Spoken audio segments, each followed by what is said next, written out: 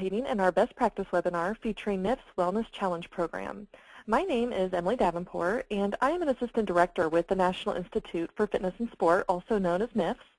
And NIFS provides fitness management services to active aging communities across the country. And I personally support our clients and staff in developing unique programs to engage residents in fitness and wellness offerings. So we often find that residents associate wellness with fitness alone. And the Wellness Challenge has proven to be a great way to help residents identify a broader array of lifestyle choices and living that wellness-based lifestyle. Reggie Porter is our fitness manager at a CCRC in Stone Mountain, Georgia, where we have been able to run this successful initiative in recent years. And he is here today to provide an overview of the Wellness Challenge. So Reggie, I will let you share with the group more about this exciting initiative. Thank you. Hello, my name is Reggie Porter. And as Emily said, I am a fitness manager at a CCRC in Atlanta, Georgia, and I'll be talking to you about the Wellness Challenge. The Wellness Challenge is this is our second year running this program. It's a 7-week program. It's a 7-week program that we offer. This is our biggest program in terms of participation and as far as length as well. What this webinar will consist of is we're going to go over the program description first, followed by the more specifics, our participation results, costs, the 2014 challenge. So I'll talk to you more about our expectations for the future, and then we'll go over any questions.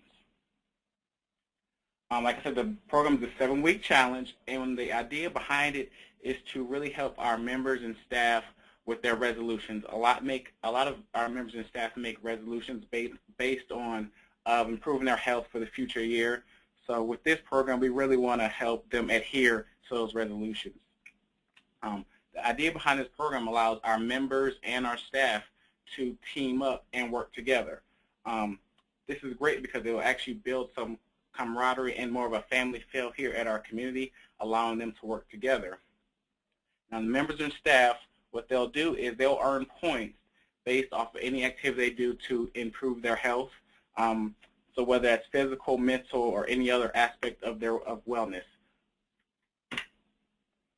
Picture on our left is our score sheet that we actually gave our members and staff each week, and what it provides is a breakdown of how they could earn points. The members and staff earn points for any type of cardiovascular exercise, resistance exercise, attending a group fitness class, eating properly, drinking properly. They even lost points if they didn't do that properly. Improving their mind and spirit, volunteering, or referring non-members here to the fitness center. Now, I'll just give you a little bit more specifics about how they earn points. As for cardiovascular exercise, we placed a limit on our cardiovascular exercise to 60 minutes per day. We did that because members get very competitive with each other, which is something we want, but we don't want them overtraining and being at risk for greater injury. So we did want to put a cap on that just to be safe, and also to make sure that they're thinking of other aspects of wellness, just not that physical. We want them to think of the volunteering and nutrition and things like that as well. The resistance training, the same thing. We didn't want them to overtrain, so we put a 30-minute per day cap on that, and we actually said they couldn't do it no more than 3 times a week. So the max points they can get from resistance would be 90 points per week. As far as nutrition, we counted. They got points for a balanced diet. That's lean proteins, whole grains, fruits and vegetables, and they also got additional points for the amount of water they drank. And then mind and spirits, another one I'll talk about. What that encompassed, if they read, if they did any puzzles, we have a lot of lectures here. So if they went to a lecture, anything to improve their mind or spiritual aspects, whether that's meditation or going to a church service, they receive points for that as well. And then lastly is volunteering. We really want to encourage volunteering, but we did put a cap on that at 90 points per day. All right. Picture on the left is actually the back side of the sheet I just showed you in the previous slide. This is the score sheet that the members actually filled out each week and returned to me. How the challenge worked is the challenge ran, or each week ran from Monday through Sunday. where the members will be able to fill out their sheets. They had to turn in to me no later than every Tuesday at 2 o'clock. That allowed me to get the scores out and updated by Wednesday morning. So every Wednesday morning, the members knew they can come to the fitness center or concierge desk or wherever they want, or wherever the scores are posted, to see where they stood and where their team stood as a whole. The prize we offer for this program, we offer the top 3 members of staff $125, $100, and $75 respectively, and we also offer every member on the winning team $100.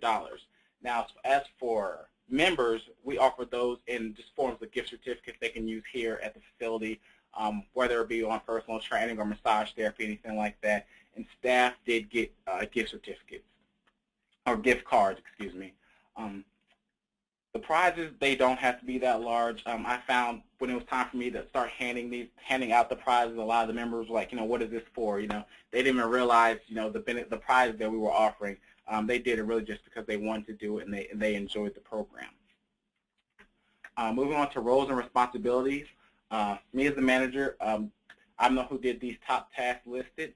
The marketing, that was really all the work in the beginning, getting the word out, letting everyone know the program's coming, what to expect from it.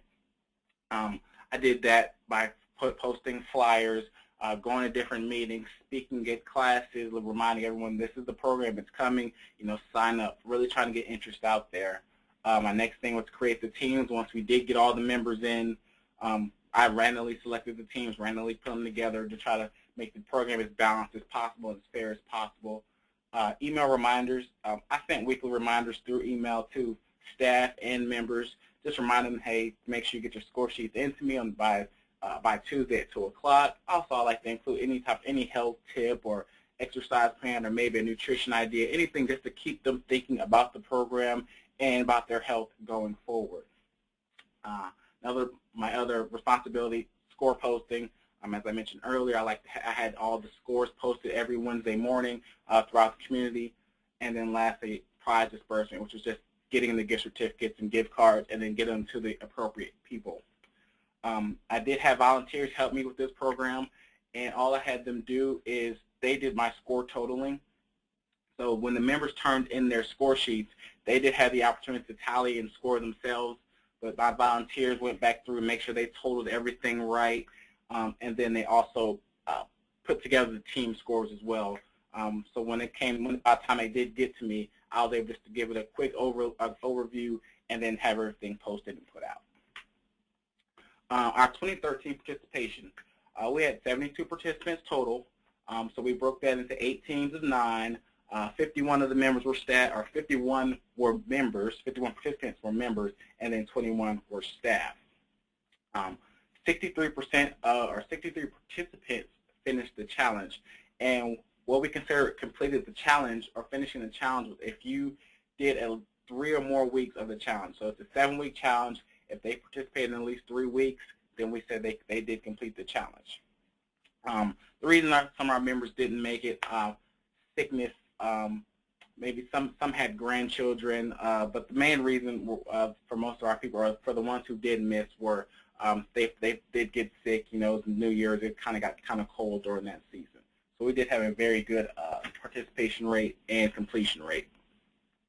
As for our results, we had a 435 member increase per month compared to the prior 2 months before. As you can see, that's a 65% increase in class sizes and 31% increase in the members who visited the fitness center more than 8 times, excuse me. We also gave our 6-month comparison as well.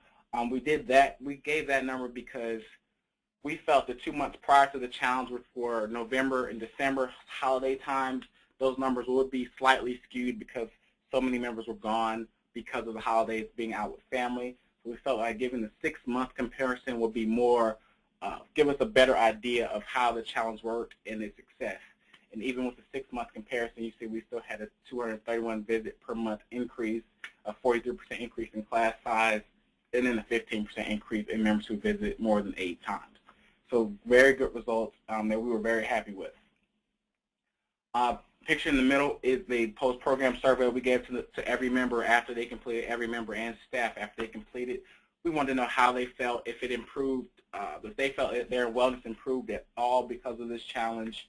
And then picture or posted on the right is our results. 80% said they would do the challenge again, and then those who didn't kind of cited some of the point system issues that they did not like.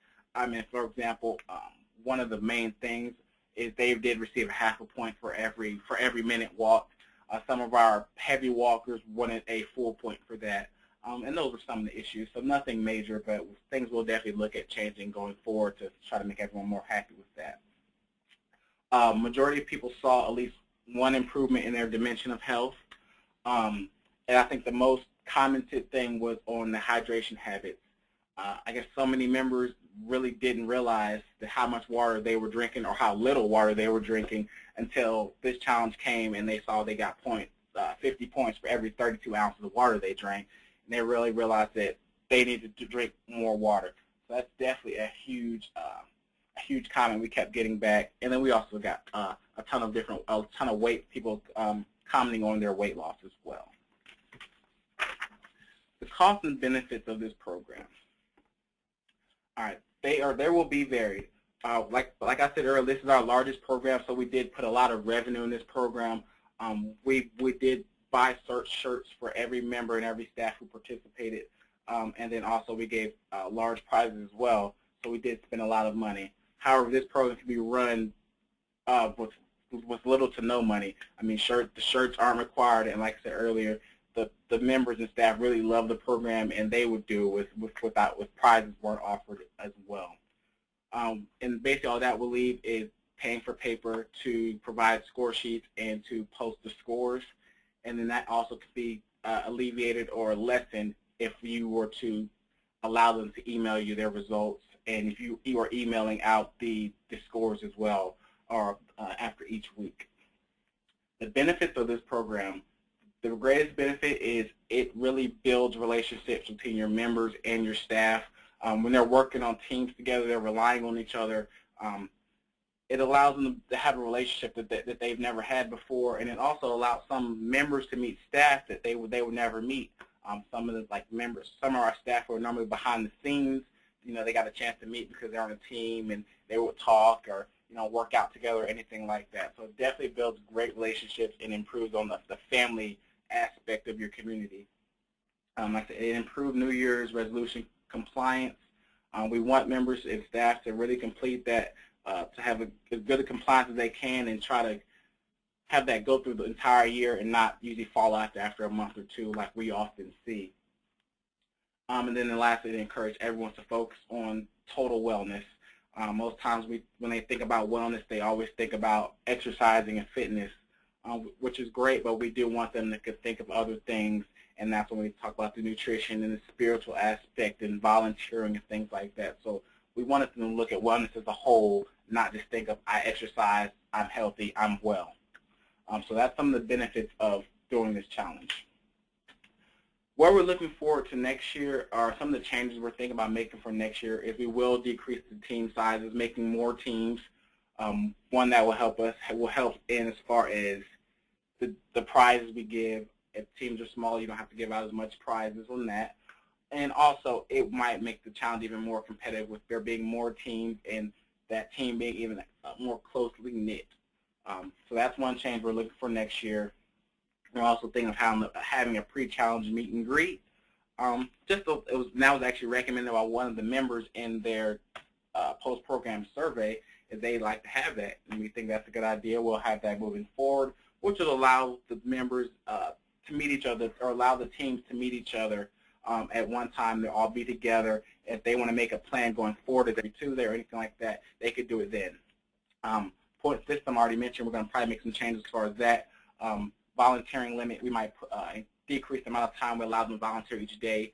We did have some heavy volunteering numbers, which kind of skew them away from doing some other things. So we might think about altering that, as well as altering our walking score system as well.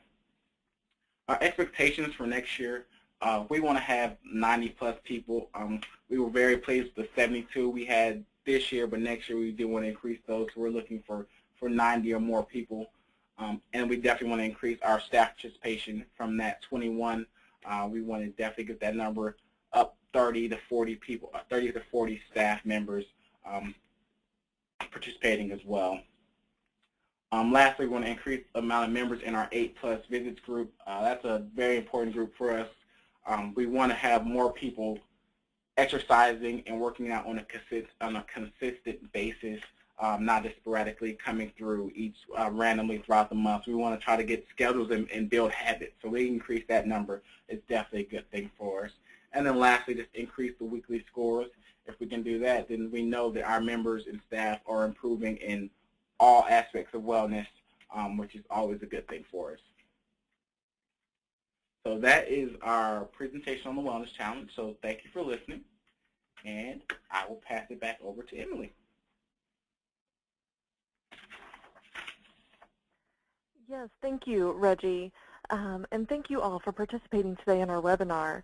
If you are interested in more information, please reference the contact information listed here or visit our website for additional resources. We have a variety of additional best practice sharing opportunities in 2014, and that information will be emailed to you, or you're more than welcome to visit our website for more details. Thank you again for joining us, and have a great day.